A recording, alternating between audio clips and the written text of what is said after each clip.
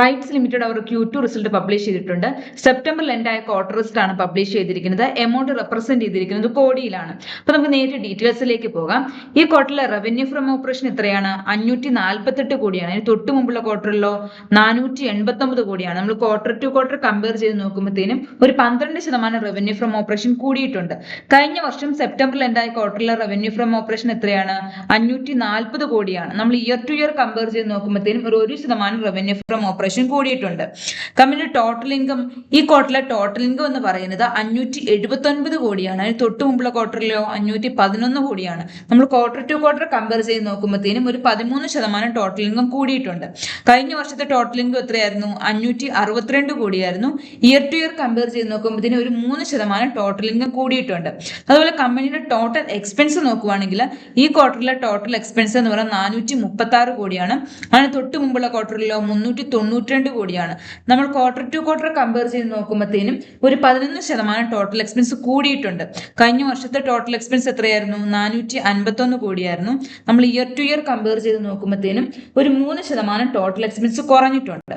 ഇനി കമ്പനിയുടെ total net profit, അതായത് പ്രോഫിറ്റ് ആഫ്റ്റർ ടാക്സ് നോക്കുവാണെങ്കിൽ ഈ ക്വാർട്ടറിൽ 109 കോടിയാണ്. അതിന് തൊട്ട് മുമ്പുള്ള ക്വാർട്ടറിലോ 90 കോടിയാണ് വരുന്നത്. നമ്മൾ ക്വാർട്ടർ ടു ക്വാർട്ടർ കമ്പയർ ചെയ്ത് നോക്കുമ്പോഴത്തേനും ഒരു 2% പ്രോഫിറ്റ് കൂടിയതായിട്ട് നമുക്ക് കാണാൻ സാധിക്കും.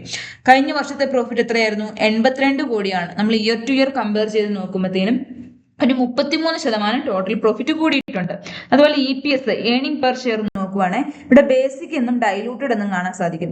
കമ്പനി അവരുടെ ഷെയർ ഹോൾഡേഴ്സിന് റൈറ്റ് ഇഷ്യൂ ചെയ്തതിന്റെ ഫലമായിട്ട് ഷെയറിന്റെ നമ്പറിൽ വ്യത്യാസങ്ങൾ വന്നിട്ടുണ്ട്. അപ്പൊ ഇതിന് തൊട്ട് മുമ്പുള്ള ക്വാർട്ടറിലെ, ഈ വർഷത്തെ ക്വാർട്ടറിലെ EPS, ഏണിംഗ് പെർ ഷെയർ പുതിയ ഷെയറിന്റെ എണ്ണത്തിൽ തിരുത്തി എഴുതിയതുകൊണ്ടാണ് ഇവിടെ ബേസിക് ഡൈലൂട്ടഡ് എന്ന് കാണിക്കുന്നത്. അപ്പൊ ഈ ക്വാർട്ടറിലെ 2.04 പൈസയാണ് EPS, ഏണിംഗ് പെർ ഷെയർ വരുന്നത്. അതിന് തൊട്ട് മുമ്പുള്ള ക്വാർട്ടറിലോ 1.67 ആണ്. നമ്മൾ ക്വാർട്ടർ ടു ക്വാർട്ടർ കമ്പയർ ചെയ്ത് നോക്കുമ്പോഴത്തേനും EPS ഒരു 22% കൂടിയിട്ടുണ്ട്. കഴിഞ്ഞ വർഷത്തെ EPS എത്രയായിരുന്നു? 1.52 പൈസയായിരുന്നു. ഇയർ ടു ഇയർ കമ്പയർ ചെയ്ത് നോക്കുമ്പോഴത്തേനും ഒരു 34% EPS കൂടിയതായിട്ട് നമുക്ക് കാണാം.